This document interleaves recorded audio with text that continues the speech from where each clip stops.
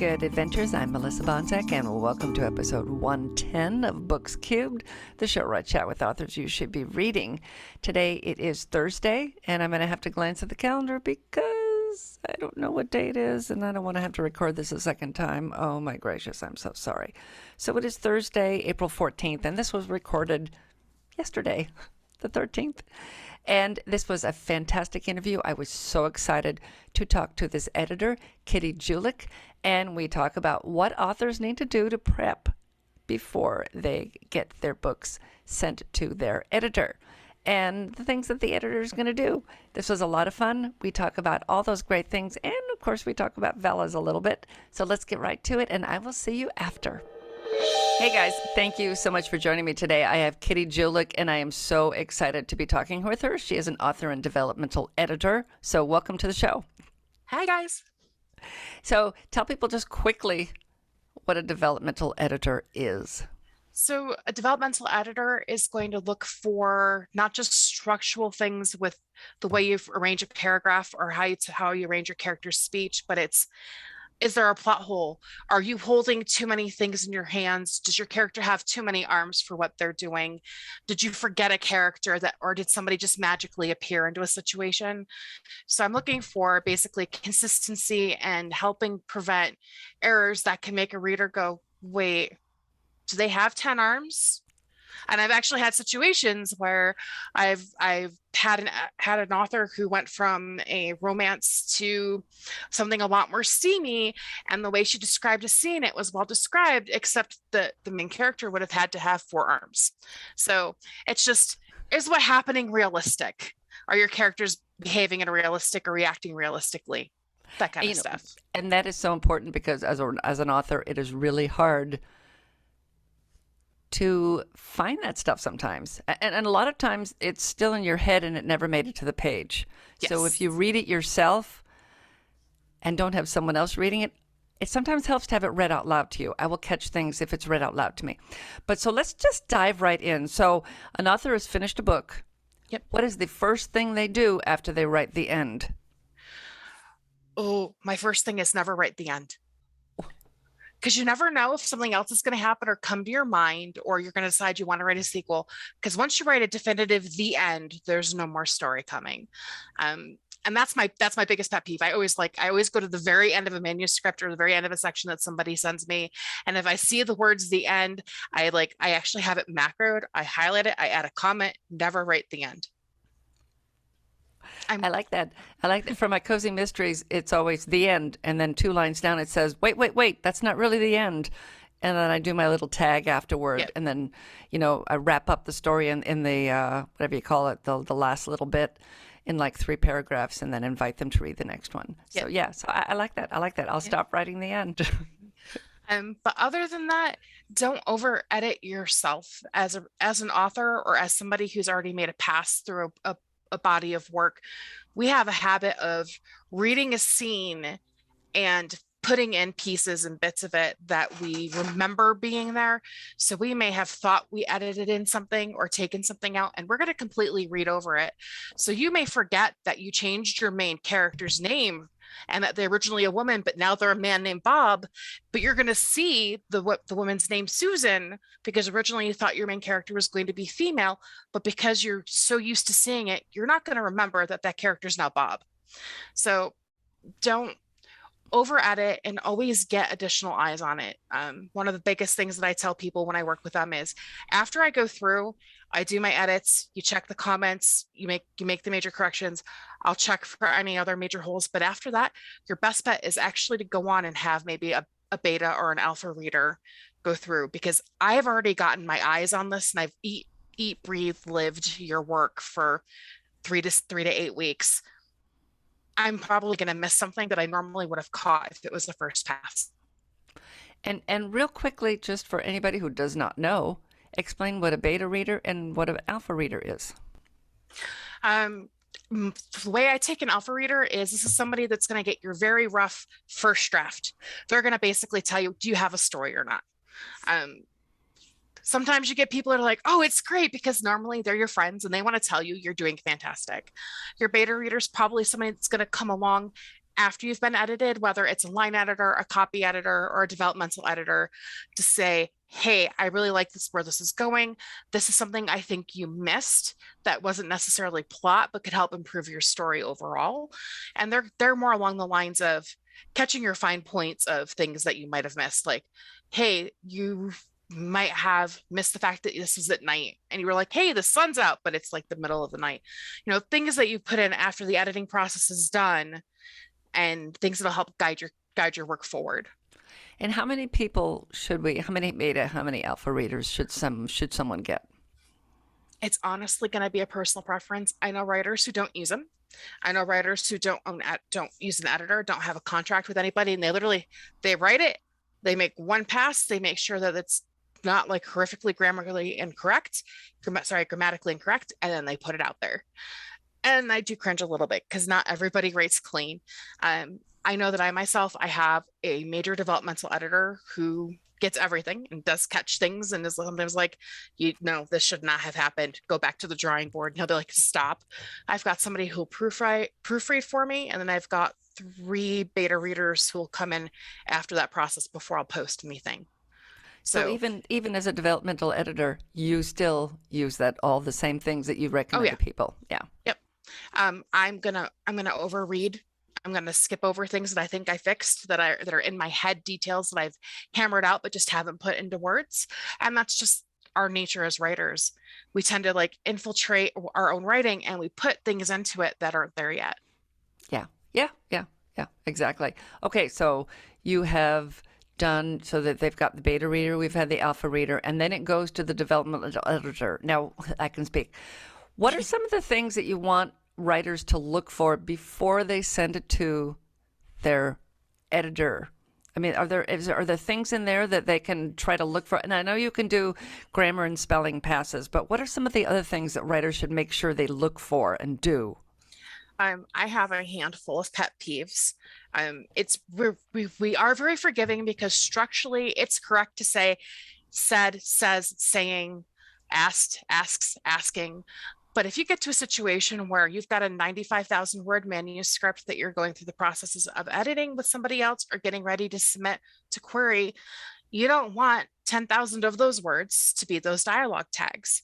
I kind of get antsy. Like I'll have authors who'll be like, I said, somebody will talk, they said, and I'm like, so maybe it might be better to think about your individual characters, find their personalities.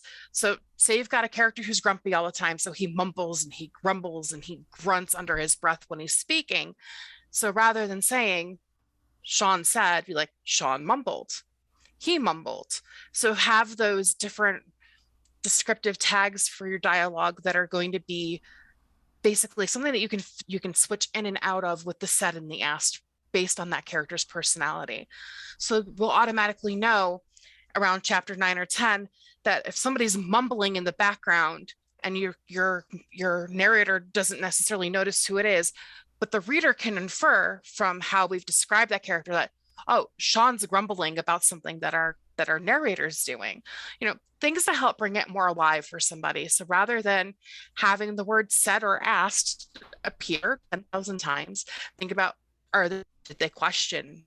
Were they inquiring? Were they demanding? Think about the tone that you want to convey with those characters. That's like my number one big pet peeve out there right now.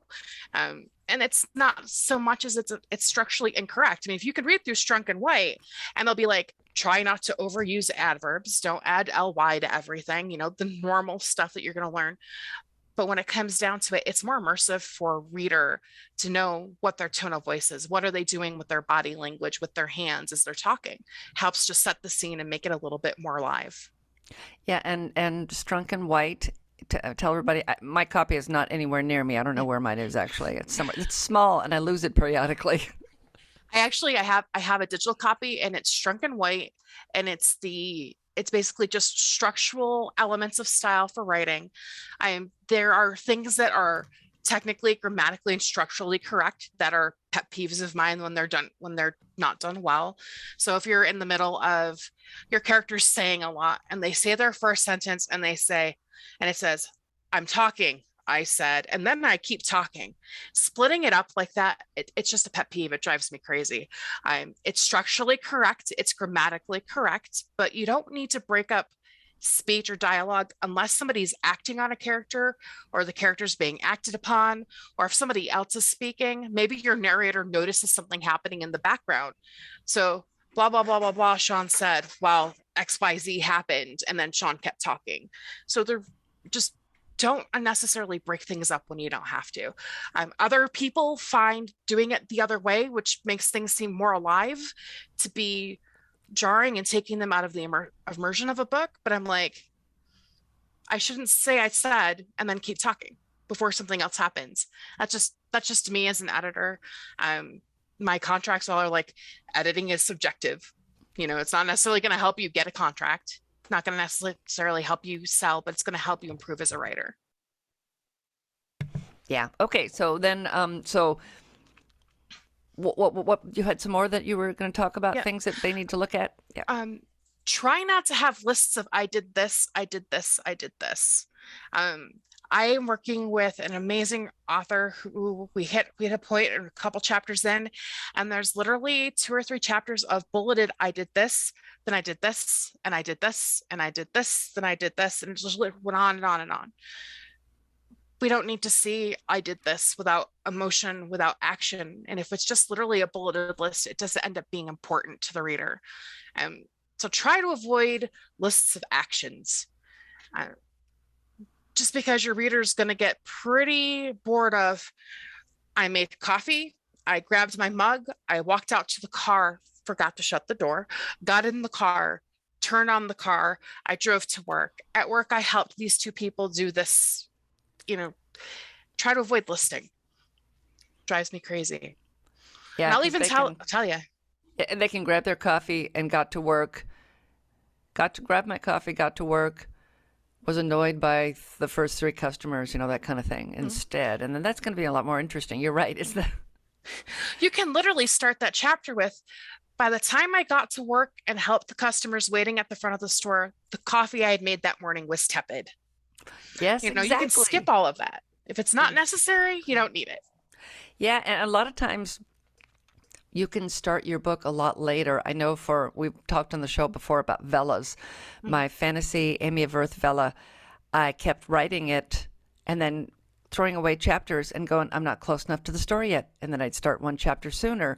And I probably threw away 4 chapters before I got to the chapter that started the story. Yep. Like, okay, now I can put this one out there, because it was all interesting stuff, but it didn't really add anything to the story. And you want to jump. I like books that jump right into the action, and then bring me right there. For me, anyway. I know the save the cat method is just to get you writing and to tell us the important things, but sometimes we'll have a chapter or 2 in a manuscript, and I'll be like, it's important for us to know that your character is great at maybe first aid and that they can help somebody if they get hurt. But how does these events, as you've described and written them, actually contribute to the story? Do we need to know any of this, or can we just skip this altogether, move on to the next character's encounter, and then be like, and say, well, but he got hurt, rather than describing the entire time that they were at the pool, because it doesn't advance your plot. In the long run, if you give me well-written stuff, great. I worked with an author who literally wrote the cell by cell, fiber by fiber, nerve by nerve, muscle by muscle, bone by bone, ligament by ligament transformation of a human into an aquatic creature.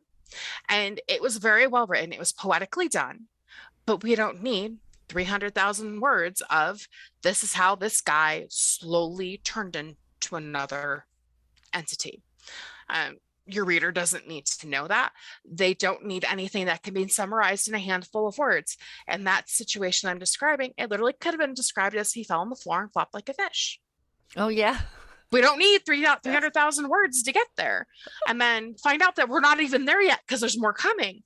So if, in all honesty, if you're giving us stuff that helps us get to know your character, there's a difference between world building and advancing your plot. And you've got to marry those two together in a way where I'm not giving you so many details that I'm going to lose you before we even get to the story. Yeah, exactly. And now I know one of your pet peeves is mine also. And this is why I listen to, as I finish a chapter, I listen to it and listen for repeated words. She sat at the table leg was wobbly, so she wadded up a napkin and put it under the chair, and then the table wasn't wobbly anymore. Yep. And I'm kind of being facetious, but that is very similar to a paragraph I read in a trad book. And I stopped reading it at that point, and I was mad. I spent, $15 or whatever on the book, and it was like in the third chapter, and I thought, no, that shouldn't have happened. Drives me crazy. So we'll have, my favorite is open the drawer, took something out of it, closed the drawer, and then went down the hall and then left the hall. I'll be like, why? Don't use hall, use corridor, or pick another word. Um, and in all honesty, that table probably wasn't important to the plot at all. So we're just adding some filler in that's just going to advance your word count. The hardest thing to think about, especially if you're going to try to query to be traditionally published, your traditional publication as a first-time author, they're looking for 60 to maybe 85,000 words because it's going to cost more to print once you hit that 85, 90 point. I mean, you may have a fantastic epic length adventure ready to go, but something to remember is that the length of the Harry Potter novels, when you get toward the end, those are the kind of books that we're like, this is what we aspire to do. We've had all of these examples of writers who start with these shortish books and then they get longer as they progress in the series. But that's partially because that's their publishing house being willing to make that investment. So if you are writing your first time book and you've got 190,000 words, no, it's either going to be 2 books or we have a lot of things to take out of it in order to make sure if traditional publishing is the way you're going to go, that you're actually going to be able to sell. Okay, so we've covered now things to look for inside the book before it goes. Yep. Okay, so what happens next? Let's see. So you've done all that stuff and you're going to send it to me. And what I would do as a developmental editor is I'm looking for plot holes. I'm looking for flow. My favorite word in the world right now is sardoodledom. And it's actually the unrealistic response of characters in the situation an author puts them into. So if you have these horrible, horrible things happening, and then your main character who's very reactive is like, oh, that's too bad. Oh, that's not going to be fitting for the world that you've created. So part of that process is making sure that you are putting your characters into realistic situations and then they react realistically based on how you've developed the world they're in. Now, if you give me characters that are normal Earth and all of a sudden the moon's crashing, their realistic expectation is going to be, oh my God, I'm going to die, and they're going to freak out. The realistic expectation is going to be like, oh, well, I guess we're all going to die now. So it's looking for that kind of thing and trying to find flow, making sure that if you give us a piece of story and you talk about it, but you didn't foreshadow it happening, or we didn't get a description of it happening, that it doesn't come out of nowhere and it's not going to break the immersion for the reader. Once I'm done, it goes back to the author, and I normally send, and this is horrible because I'm going to pick up some line editing and some copy editing. So I'm going to fix some things that most developmental editors aren't going to. And there's going to be hundreds and maybe even thousands of comments, depending on what you've got. A lot of them are going to be suggestions for like changes, reordering sentences to make sure that they flow better. And you are right about reading things out loud. I actually love the fact that on my phone now, I can make a screenshot and then my phone will read to me the text. Oh God, I love that. I love that so much. Yes. Yeah. And I'll see writers say, where was I was somewhere on one of the social media sites, and this author was talking about, they needed to do some editing, and sometimes they miss things when they're reading, and I commented, you need to have a computer read to you and just read along as you go. And they said something like, I just don't want to have to listen to my book again. And I thought, is it just me? But I can listen to my book over and over and over and over again. Mm-hmm. And if you can't listen to your book over and over and over again, maybe you haven't written a good book. Yeah, then I will 100% agree with that, because you're not going to pick up on the fact that all of your characters shrug and they lift their shoulders as they shrug, or they all nod. And I will tell you, the first book that I ever wrote that will never see the light of day, and that I recently found, because I found a binder that had like 4 or 5 manuscripts printed out in it. And it's literally every paragraph, somebody's nodding. I'm like, wow, I wrote about bobbleheads. So it helps to hear those things, because unless you're taking out of the author situation and somebody's reading it out loud, or you have that computer reading it out loud to you, or even if it's speech to text being read to you, you're not going to pick up on that. So, okay, so we have the person, they finish their book, they do not write the end. They find their alpha and their beta readers. They get feedback. They do changes. They look for repeated words. They look for, they listen. And anything else that you would say in that final before it goes? Something to keep in mind is that a lot of editors are going to figure out what editing your book is going to cost is going to be on a sliding scale. So in a situation where I have somebody whose English is their third language, developmental editing for them, or line editing or copy editing for them, is going to be a little bit more of an intensive process. So before I know if you're a good fit or not, I'm actually going to ask for a sample, and I'm going to actually go through and I'm going to edit that sample, whether it's the first 10 pages, the first 10,000 words. I'm going to ask for a decent chunk, because you need to know me as an editor and I need to know you as a writer. Now, I may give you fantastic feedback that's going to help you figure out what you need to do next. You may decide, well, I'm not ready for an editor after getting that initial bout of feedback. But that also gives you the opportunity to decide, do I want to work with this person? Is this the kind of tone? Because every editor is going to instill just a little bit of their internal monologue voice into what they're editing. And it's not done intentionally. It just happens when you work with an author. So you want to make sure that, one, the editor is not going to be like jarring your reader out of the experience. They're going to be somebody that you're going to get along with. You're not going to be upset if they're nitpicky, because that's what you're paying them for. And then I take that basically period of time it took me to go through. I know what my time is worth, and I figured it out. And I'm like, based on this number of words, I'm going to charge somebody based on the number of words a specific amount. So I may work with 4 different authors over the course of, say, 4 or 5 months, but none of them are going to pay the same thing for that, even if they're the same length. It's going to be based on the amount of work that I have to get in there and do, and how many points of contact do we need. Is this something where we are so structurally out of order, where we actually have to do something like a plot map to figure out what's missing, where the story needs to go to get things ordered correctly? Are we doing more of a story outline where we know what the plot's going to be, we know how to get there, but now I have to figure out the bits and pieces in the right order for the story? So those are other services that I offer. And we've only ever seen myself getting into and having to break this stuff down before, once or twice before, but I have had people come to do just those specific tasks. And really, it's just, if you find that you get a bad feeling as an editor with an author as you're interacting with them, don't just do the work to get the contract. It's okay to say, as an editor, I don't think that we're a good fit. It's also fantastic for an author who, they gave me great advice, it's just not the way my direction wants to go. If an editor goes through and they do a sample, you can always tip your editor, no big deal if you don't hire him. But if you decide that this isn't somebody I want to work with, don't feel bad if you're like, hey, I went through the suggestions, I've got a lot more work than I thought I would need to, I'm not going to go for an editor at this time, or I just don't think that this tone is right for what I'm writing. Can you recommend somebody who specializes in?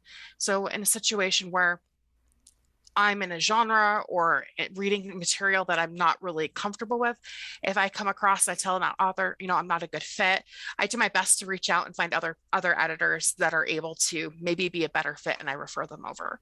So I'm not just going to leave somebody hanging. That's only ever happened once.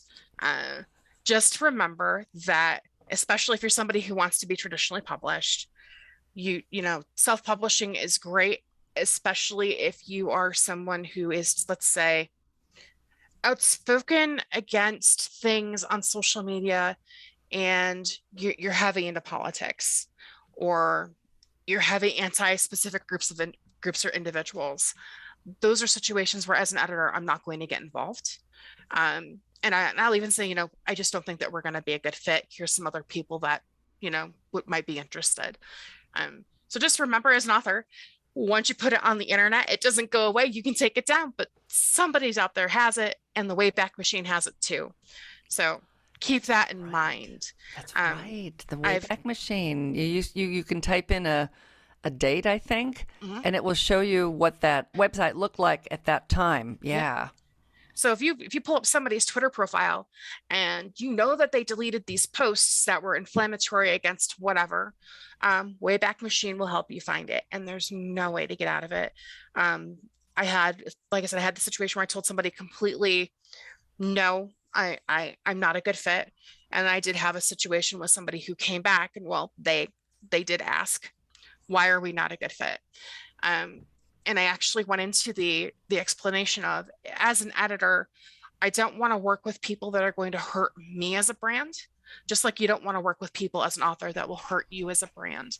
And when it comes down to it, especially if you're trying to get traditionally published, a publishing house has a better PR firm than I'm ever going to be. And if they find these things, you're not going to get a contract, because it's not going to be good for their business. It doesn't matter what your selling or earning potential is going to be for them. If you're a risk, they're not going to take it. And I have explained this before, and it wasn't well received, but that was okay. It's people are going to be people. We all have our opinions. We're opinionated individuals. It's one of the things that makes the world such an amazing place to live in, despite the horrors that are existing in it. But just remember that when you start querying, or you're working with an author, working with other people, that anything you've ever said on the internet, it's still going to be out there. So be careful. I'm not saying don't have an opinion. I'm just saying be careful with that opinion. Yeah. Yeah. And do you recommend that, like if someone writes, I don't know, high fantasy, that they look for an editor who mainly specializes in that genre? I'm going to say yes and no at the same time. Yes, because if I'm an editor and I do zombies and I do post-apocalyptic horror, and that's my favorite thing, I'm going to be better at editing those things. But sometimes having something in that's a little different is good for me as an editor, but it's also good for the author, because I've got other points of view that they're not expecting. So it really does come down to the editor themselves. I have my developmental editor is big into zombies and horror, which works great because I toe the horror gore line, which is fantastic. So whenever somebody sends me something that's zombies, if it's not something that I end up feeling comfortable editing, I'm like, hey, I know this guy and all he loves is zombies. Let me refer you to him. I've got people that do high fantasy, romance. Thank goodness I've recently come across an erotica editor. Oh, because in the long run, if you're talking about things that are steamy, it's funny to have food references every once in a while, but I'm sorry, sex shouldn't sound like you're making a salad. Just gonna leave it there. So I have actually referred some people that are more hardcore erotica off to a different editor, because it's just not something I'm comfortable in. I do have an author that started out as romance and decided she was going to move in that direction. Luckily, it worked great for both of us, and it wasn't a situation where I ended up uncomfortable. And sometimes discomfort as an editor is a good thing, because you're a little bit more hypercritical. But if it's something that you're like, no, I can't read this, don't be afraid to say, hey, the things have changed. This isn't something I'm comfortable with. And it's never a problem. I mean, as long as you communicate with your author why you're going to pass or why you're going to stop working for them, as long as you are fulfilling your contractual obligations, make sure that you've got them in writing. So in my case, I ask for half down and then half at the completion of a project. And then in a situation where, say, something comes up and my author cancels before I'm done, I keep the deposit and I give them what I've already done, and then we will actually negotiate what the value is. I'm not going to like refund them everything, obviously, because I've been working. Yeah. But say I only work through half of it, Now, if I've actually gotten through half of the manuscript, I'm going to keep the deposit. I'm not going to give your money back if I'm giving you half a book worth of editing done. Just make sure that everything that you want is fair and outlined in a contract. And don't be afraid as an author if you're writing something controversial or you don't want your editor to discuss. Don't be afraid to be like, hey, I want an NDA. Do it. Especially if you are writing something that's very common, like right now, werewolf, vampire, characters that transform, romance that are very cut and dry with a similar template, not as much of a big deal versus something where you've developed a completely whole new world and you have months and months and months of research to set up this world that your characters are going to be living in. Don't be afraid to be like, hey, I would like an NDA. Sometimes as an editor, I've come across authors whose work I feel may not go the way they want it to, or I think are going to go further. And I will even tell them, based on what you've given me, let's do an NDA. You don't want me to go on and be like, oh my God, I had this great idea, and write about it myself. Protect yourself as an author, just like the editor is going to protect themselves. Now you brought up research. So let's talk a little bit about research. In my second book, she has an interaction with the Coast Guard. So I spent like 3 days researching the Coast Guard. I talked to a lady who was in the Coast Guard and rescue boats. And in the end, all I said was they threw a hook in the water and dragged her out. And that's all I said. Yep. Because I didn't want to do a massive info dump that would just be boring. So how do you handle talking to writers about when their research is too much? I think it's going to depend on the manuscript itself. So I actually recently, it's funny you talk about Coast Guard because there was a TikTok about a 911 call that an operator took. Oh, yeah, I saw that. Yes. So somebody was on the phone with their sister and she thinks that they were going to be trafficked. And the sister gave her all the information she could before she got disconnected. And she called 911 and luckily the operator didn't say, you have to contact somebody else. They went above and beyond and did what they had to do and they ended up being rescued. So knowing that suddenly, I know that if I have the ship's ID information for what will show up on the chart on the sonar charts that identify each vessel, and I know what region they're in, I know how to find them now because that was really cool. Yes. So sometimes getting those pieces of information are great. The thing I did, the craziest thing I've ever done for research, I actually went and saw the particle accelerator at Cornell in the upstate New York. Friend of mine worked at the particle accelerator for years, and I was working on a book, and I was like, granted, this is one of those ones that's finished and probably will never see the light of day without being completely torn apart and redone. But I can now tell you, what does it smell like? What's the most common piece of equipment that they purchase? Pie plates. They buy pie tins by the thousands, apparently. So if you've got that opportunity and you want it to have that sense of realism. So if you're ever asked, what inspired you? Why do you think that this feels more real? Don't be afraid to go out and go above and beyond the research. You don't have to convey every little bit of it through your writing, but as long as you can speak to it. So if somebody asks you, or if an editor that you're working with decides, hey, I really don't know about this, and they go off and they do research, like I will research a topic that an author gives me just to make sure that you're not giving something to your readers that's not going to make sense. And I do drive some of my authors crazy doing that. But if you're going to give me something, I want it to be real. I want you to be successful. But yeah, go explore the world we live in. If you're going to write about hiking in Yellowstone, go hike in Yellowstone. If you want to write about seeing Niagara Falls, if you can't be there, do the virtual tour, like the 3-dimensional, and explore. The thing is that, going out there and having that experience that you can speak to it and then write to it is definitely different than info dumping everything that you've learned. So like you said, you don't want to have to tell them every little bit, especially if it's literally just tossing a hook out and they're able to pull her out.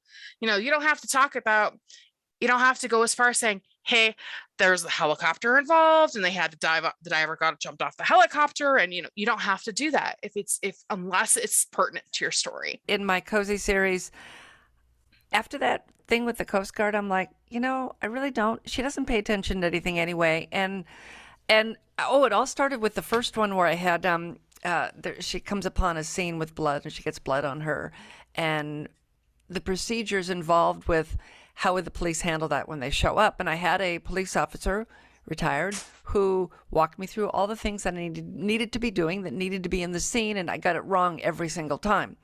And every time I would send it to him, he'd go, nope, this is wrong, this is wrong, this is wrong. No plastic bags. Oh my God, he must have said that about 1,000 times. He made me repeat it to him. Paper bags. No plastic bags. Yeah. Paper bags. Paper. Everything's in paper. Molds. Everything's in paper. Yeah. So then I said, you know what? She doesn't pay attention. I'm just going to have her close her eyes. So that I got out of that. She closes her eyes. She hears some noise. I didn't have to talk about the scene at all, what the police were doing. And so this series I'm doing now has a private eye. And I'm only doing 2 books. I'm finishing the second one because I don't want to have to know anything. I got to go back to the other girl where she knew nothing and paid no attention. It's so much easier to deal with than having to, these people that write true life crime. I've got so much respect because they really know their stuff. Nitty-gritty detail. But the difference though is that they're also not going to be the person that says they put Vicks Vapor Rub under their nose every time they walk into a crime scene. Everybody knows that. So unless there's a reason for your character to be grabbing that vapor rub, we don't need to know. Everybody knows this trick now. I watch true crime television, that kind of thing. But if you don't need it and it doesn't advance your plot, unless it's important later and there's a detail involved that you need out of that, you don't need to give it. I mean, you hit the nail on the head right there with unless it advances your plot. And that's so important. Every single thing in your book advances your plot. Yep. Everything. And if you don't and it stagnates, don't be afraid to cut it. Or you're going to run into a situation where you wrote something that doesn't really advance the plot. It's not a side plot. It's just a piece of momentary fluff that's going to bulk up your word count. And you're going to have an editor be like, this scene is great, but it doesn't do anything. And they're going to be like, cut. And especially if you're going through traditional publishing, they will be like, okay, so we're going to go, you do go through a round with an editor, and they're going to be like, and they're going to chop it up, and you'll be like, what?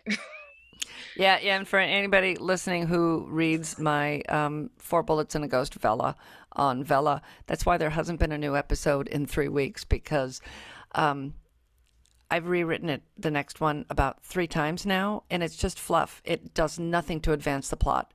And this 4th rewrite that I started a couple days ago, I'm like, oh, okay, now I'm advancing the plot. Yep. Now I'm advancing the plot. Yeah. And so that's one of the reasons I love having my editor, because he'll even be like, Kit, this don't help. It doesn't do anything.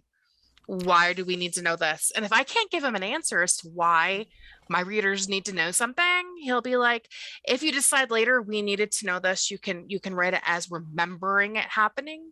We don't have to experience it. And I'm like, oh, but that was so cool. And he's like, yep, but it doesn't help. I know. And I wrote the scene that I wrote that I almost published and did not. You publish Vella once a week, twice a week, whatever you want to do. And I almost did, but I mean, it was funny. But it did absolutely, like I said, did nothing to advance the plot. It's like, but hold on to it for later. You never know. We're tweaking that. Yeah, and help it fit into something later. Part of it will show up either later in this one or in the next one. There's one little thing that happens with a character. Zelda's on roller skates, and I have to talk about her being on roller skates again. So that does happen in this one toward the very end of it. So, but and then in this one, the coroner is chatting, and I'm like, oh man. So because I don't want to go into too many details of what's legal for her to say, I'm just going to have her give the gist without really giving the gist and make my character kind of guess what the stuff is, because I don't want to get into where that would not happen. That would not happen, And in the cozies, the reason I liked that so much, where she doesn't know what's going on, is it's really goofy, crazy stuff. And I had a reader who kept writing to me. He finally unfollowed me, thank God. But he kept writing me to tell me that I was a horrible person because I was encouraging people to do things that were going to make them get hurt. And I'm like, it's a cozy mystery, and anybody who would do anything that June was doing is an idiot. So in the front of my books now, I say, don't do the things you read in this book. Don't be stupid. Yep. It's like, okay, I'll add that. So I added that to the front, but it's like, okay, who would even do these things? But now you're talking Nobody. about something that's really important, and that's going to be reviews. Reviews. Yep. So I will tell you that my first bad review is somebody that I actually found out I have social connections to, and I've been fighting because it was literally a dissertation.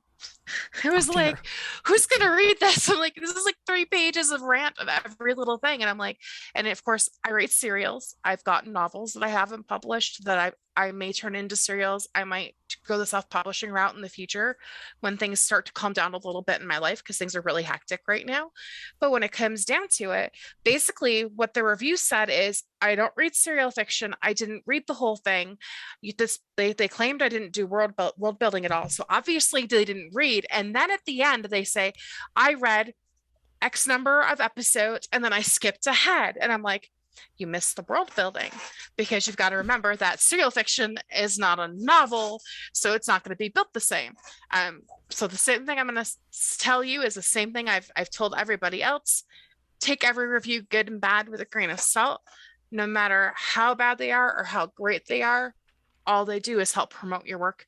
Now, I will tell you that if somebody says that your plot bounces around like a rubber ball on meth, and you take a screenshot of that part where it says the plot bounces around like a rubber ball on meth, that initially TikTok, somebody will report it and claim that you're like telling people to go do drugs or something, and encouraging drug use.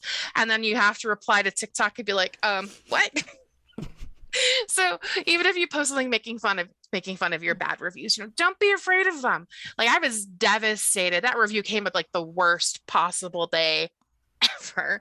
And I was literally, I had been in tears most of the day for things going on in my personal life that I can't fix. And that's the hardest thing. And I get this horrific review. I'm like, what just happened? And I was devastated. And it took me like 4 or 5 days to get to the point where I'm like, it's just a review. It's okay. Yeah, and sometimes those 1-star reviews where they talk about, all that happened in the book is they had their clothes off all the time. Someone's going to read that and go, ooh, that's what I like. Mm-hmm. So even the bad, authors out there, if you do get bad reviews, don't worry about it, because whatever they're complaining about, someone else loves. Yep. Like I got hit on really hard for a medication that I used to take, and like literally the side effects the character had were the side effects I had.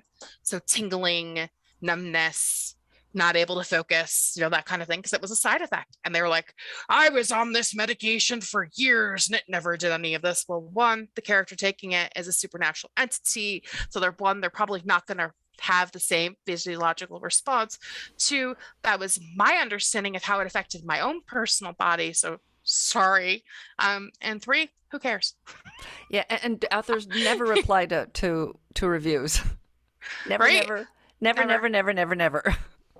Don't say thank you. Post, I got a review. Thank you. But don't take the time to address the review. You don't want to get into a war with somebody. And the worst part about this is somebody who actually had targeted me over something different. So this is somebody that legitimately has a beef. And I'm like, you know what? It's over. Yeah. It's done. Best thing is just to ignore Move them. on. I'm like, dear Amazon, I've already proven that I have a social connection to this person. Why don't you take this down? But that's where I am. Because Amazon, if you have a social connection to an author as a reader, so if you are following them on social media and you comment on their stuff regularly, or you interact with that author, and Amazon sees that you have a connection with that author, they will, 1, take down the review, 2, prevent you from ever reviewing again. So, and it's stupid because readers want to chat with authors. Mm-hmm. And that burns me. They shouldn't do that. And we're their bread and butter. Amazon is here because of authors. It started as a book service. Bezos. How you say his name? He needs to remember that. Yep, Bezos. Jeffrey Bezos. There's a song. Bezos. There's a song about Jeffrey Bezos. Oh, I know. I saw it. It was really good. So, I want to be able to communicate with authors. And I had somebody ask recently, do I think that they're going to move to a point where you can comment or review on each episode? On Vella? On Vella. And I'm like, that would be fantastic, because that way your readers that love you can really be like, I love you. But when it comes down to their review process, I don't think we're going to see something like that, just because of how much work goes into getting a review posted on Amazon's side. So this isn't like Wattpad where you have the ability to inline comment. We're never going to see that. That's too much. Yeah, I think so too. And they added polls. So I was kind of excited about the polls, because I have one that I'm working on in the back of my head that I've got lots of notes on, that I want to be kind of like a choose an adventure. And it would be a monthly release after the first 3 episodes. That way we can have the readers choose what happens, and then Yeah. And I think that's awesome, and it's a great idea. It's just I don't know if implementing it at this point was the best thing. Yeah, I'm hoping they get. Yeah, I'm gonna try this. I got my pop screen up here now. Oh yeah, so that's sounding much better.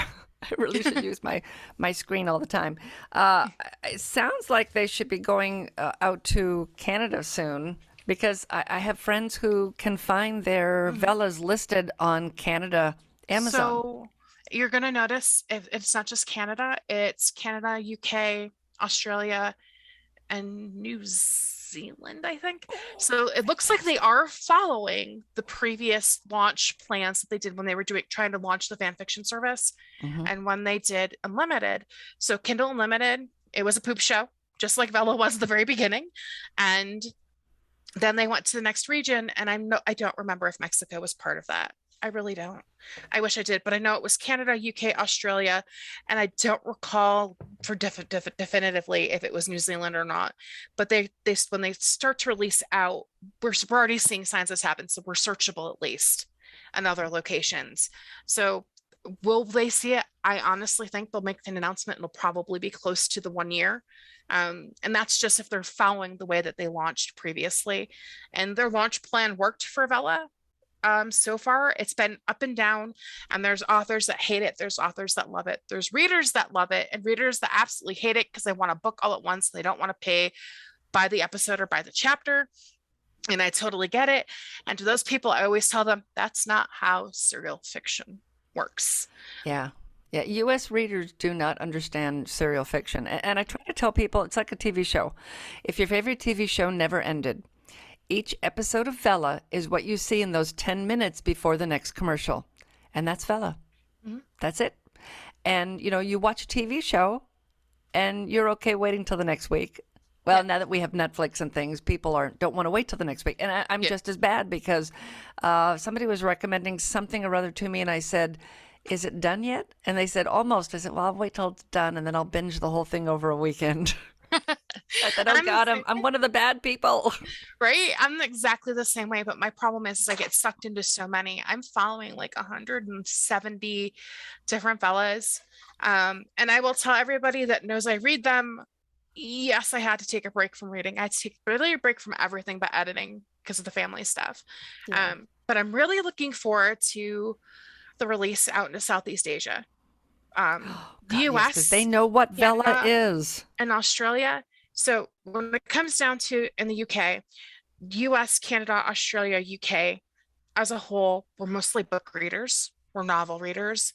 We're somewhat comic readers, which are technically serialized. But when it comes to getting into like New Zealand and Southeast Asia, and far Eastern Europe, yes, Eastern Europe, closer to the Soviet bloc, these are regions where everything is serial and they rarely read books.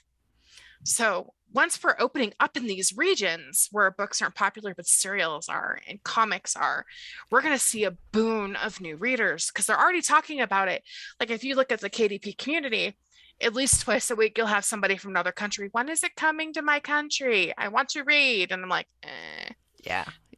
but it's going to happen. TikTok too, because I talk about it a lot on TikTok. It's one of my pinned TikToks videos, is describing Vella. And I had a lady from Australia say, no, she wouldn't read it because she couldn't post on it.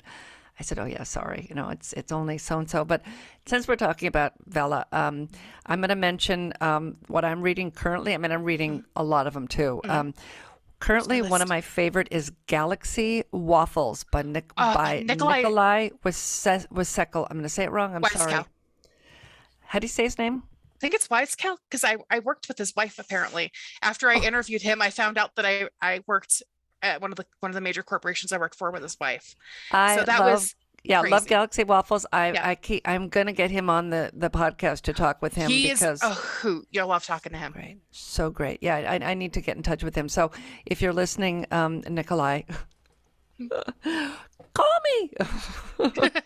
And if he doesn't, because he hasn't, I'll be like, you need to watch this and then you need to call her. Let's see. What do I, oh my gosh, I'm just looking at my phone because I haven't opened the Kindle app in so long. I literally can scroll through like hundreds of, there's a new episode messages, which is great. If you can't, I don't know if it'll show you. Ah, come on. Oh, I can't see To it. get it No, in. no, I No, can't see it. wait, Oh, wait. Kind of, yeah, kind yeah. of, Oh, it'll kind tell of. you what's scheduled. It'll tell you what's posted. Oh, what's So I posted? get Okay. so I get notices in the pop-up messages from the Kindle app. Someday it will work on my Kindle White. Oh I have a God. Oh, paper my white, Kindle. Yeah, I have a Kindle also. Whatever the newest Kindle was at probably an Christmas.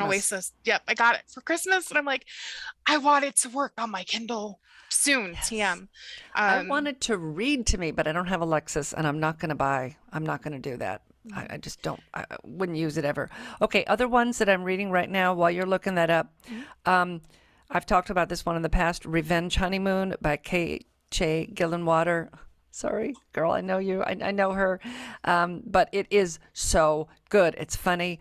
Bride is left at the altar. Her maid of honor convinces her to go on the honeymoon cruise together, and chaos ensues, and it's funny. And the roommate Emily, it's really more about Emily, and she falls in love with a guy named Max who's a photographer, and Max is interested, but he keeps screwing everything up. So it is so funny. I highly, highly, highly recommend that. And then what's the other one? Oh, okay, yeah. So there's a new Fox Argyle mystery starting, oh, I'm so but excited. I have not read it yet. I'm still reading the other one. So do you know what it's called? No, because I'm still reading the other one too. Yeah, I'm she's behind. got a new I'm one. really behind. I'm I sorry. know, and I went to my daughter's wedding, and so that was 2 weeks of driving cross country and then being there for a while with no internet. So I wrote nothing and I read nothing. It was terrible. Well, it was only terrible that I couldn't read and write. Seeing family was great. The wedding was fantastic. My daughter made the mistake of saying, wear whatever you want. So my husband and I went out to Tombstone and we got Western clothes and we dressed in the 1880s That's outfits. fun. Formal 1880s outfits, and we had a blast. And of course, no one was dressed like us. Everybody looked at us like we were crazy, but it was great. We loved it. And so anyway, those are three. Right, there's tons of great Vellas, tons of Vellas that are great. Okay. I write a paranormal cozy called Four Bullets and a Ghost. It is coming out as the first half is done. It's coming out as a book on April 23rd. I'll have a link in the show notes. Then the next book will be finished by about the 1 year anniversary. I think July 15th was when it started. Yep. Last year. Yeah. So I've been on since the beginning. And then I have a fantasy called Amy of Earth. She falls through a portal. There's all these crazy creatures. A wine I guzzling love thicket Amy is of in Earth. love with her.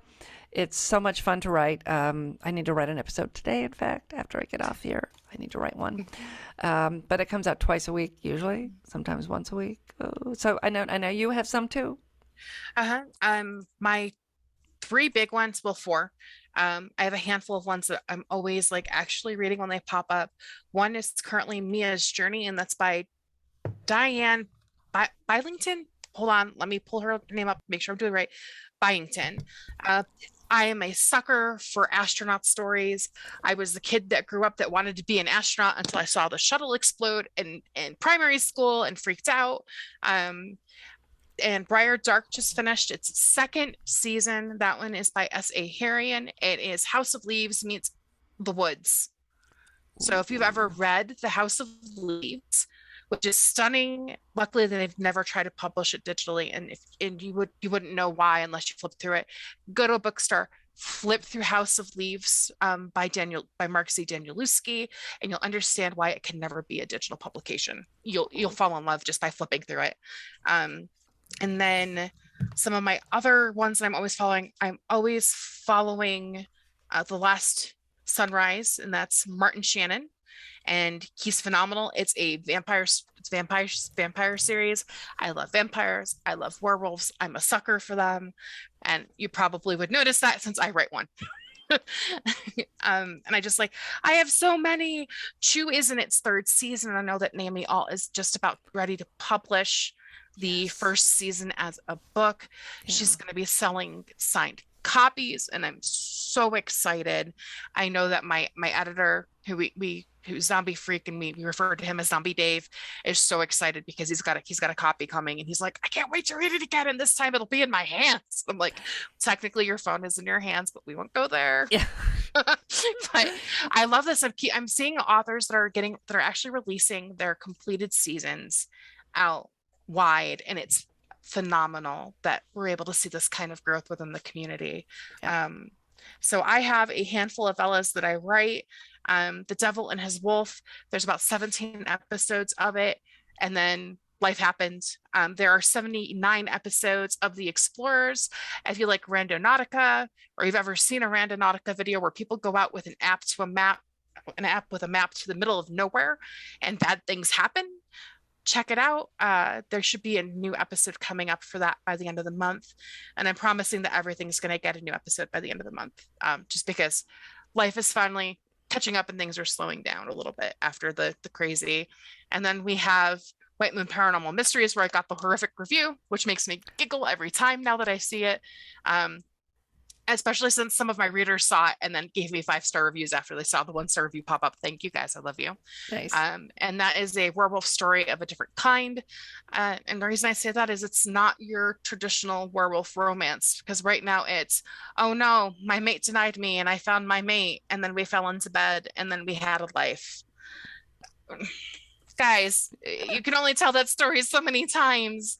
I get it. I do. But literally 85% of the werewolf out there, that's what you're going to get out of it. Mm-hmm. But there is another story coming soon that my editor and I are actually been plotting. So that's probably not going to happen until later this summer. And I can't wait to tell you that it might have something to do with giant robots. Ooh, giant robots. Oh, I like that. I like that too. I'm like, I grew up with Voltron and Power Rangers. And my kids watch that, all that, yeah. Saber Rider and the Star Sheriffs and all that good stuff. Yeah. So, and Macross Plus, so Robotech. So if there's something cool coming, I can't tell you more, but I'm excited. But yeah, that's just life right now. Is it's literally a edit, and once things slow down a little bit more, I'll be back into writing. I don't know if I'll be getting to the point where I'm pushing 3 or 4 episodes a week again, because I did that for months. Hey, authors, it's okay to take a break.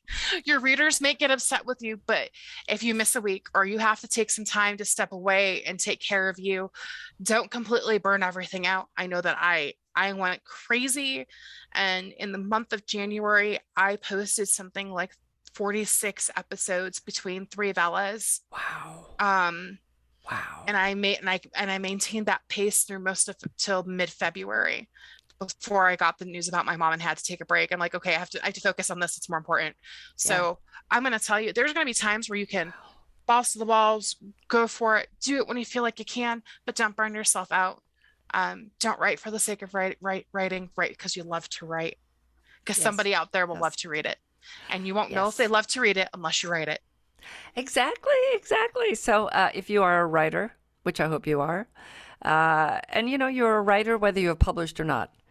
If you're writing, you're a writer. Don't use the word aspiring. I hate that word. Drive me crazy. I hate that word. You are not aspiring. You are a writer.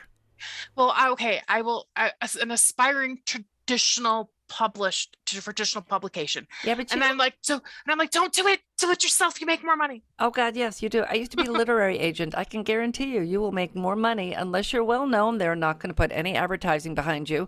They're going to have so many books go out. Once those books are get sent back, they're not going to give you a second chance. They're not going to do audiobooks for your books. They're not going to do translations. They're not going to do anything. And if you are thinking you need to sign with a publisher, everything is separate. Ebook, hardcover, softcover, translations, movie, TV, radio, whatever, future things. I see people sign everything away. Everything away, including any future things that are come up with in the future. Yep. And then they're trapped. Oh my God. And it's the one-time advance, because most authors never make more than their advance. Yep. Most publishing companies will never do more than one printing, unless you're one of those random outliers that hit something big, and then you lose your rights to audio and to everything else. I almost signed away all of my media rights to White Moon Paranormal Mysteries for 15 years. Those contracts are only for like 1 to 2 years. They wanted 15 years. Oh my God. And I only got, and the printing was only going to be 10,000 copies. No guaranteed second printing. And I'm like, y'all really just want to sell this to somebody else and cut me out of it. It's so inexpensive right now. So the best part about audio is there are multiple ways you can pay a narrator. You can pay them a lump sum. You can pay them a lump sum plus push a portion of your earnings, or you can pay them a percentage of your earnings off of the audiobook from now until the end of time. So if you're somebody's like, I just can't afford to get an audiobook done, ACX is phenomenal. And the best part is they encourage authors and narrators to review each other, and they don't take them down, which is funny because doesn't Amazon own ACX now? I'm so confused. And then something I'm going to tell everybody, never be afraid to not sign a contract and to turn them down if you get an offer. If you get a bad offer, you don't have to take it. It gives you an idea that they're interested in what you're doing. The one thing to keep in mind is because of how big self-publishing is getting, the offers are getting smaller. Just be aware of that. And if you want to find out that there are authors who have prolific libraries behind them, look at Mallory Cooper. They have over 100 books out there. Look at, oh shoot, my brain is melting right now, because it's just that kind of day. But I mean, there are authors out there who have prolific and have 50 plus books out there, and they're doing it on their own with an editor that's helping them out. So don't be afraid to step out and try to do it on your own. Worst comes to worst, the one thing that you need to remember is that if you're approached by publishing houses, say you have something that's a hit and somebody actually approaches you, it's been known to happen. It happens occasionally. Just remember, they don't want to purchase something that you're already selling. They'll want something new. So keep that under your hat as a thought. But just don't be afraid to self-publish. I remember when Piers Anthony published the Mod series, and the fourth book, Due on Mode, was self-published digitally, and it was before Kindle and Nook and all of that stuff. And it was literally, you paid to download a text file at that point in time. People made fun of him. And this is the guy that wrote Xanth. How many Xanth novels are there now? I couldn't even begin to tell you. And he's definitely a prolific writer, and he's still writing. And I'm going to tell you, he's one of the first people that did it. And if he can do it, and he can do that in the 90s before we have the distribution channels that we have now available to us as authors, we can do it now. The one thing I will also tell you is, if you're going to self-publish, you can't just put it up and expect the world to find you. You've got to be willing to do the work. Like, I can tell you exactly when I stopped posting regularly to social media because my reads went into the tank. So you've got to be willing to get out there, engage in those communities, find other authors that are writing your comps, interact with them, interact with their readers, find out what they're hungry for. And if it's something that you're interested in, don't be afraid to put it out there, and then start putting yourself out there.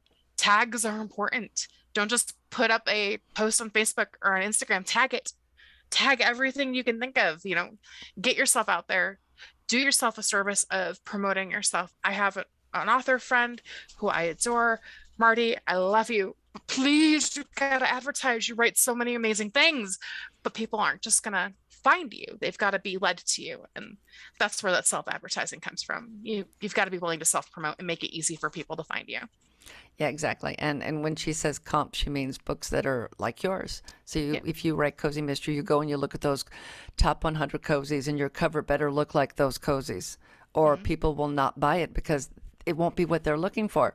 They see something and they know what they like, and that's they like. For thrillers, I want the guy set the outline of the guy or the woman standing in front of a cityscape with a gun, and I know what it's going to be about. Yep. Market yourself. You'll be much happier for it. Yes. Yes, yes, yes, yes, yes. You need to be your biggest fan because nobody else cares. Yep. So, yeah.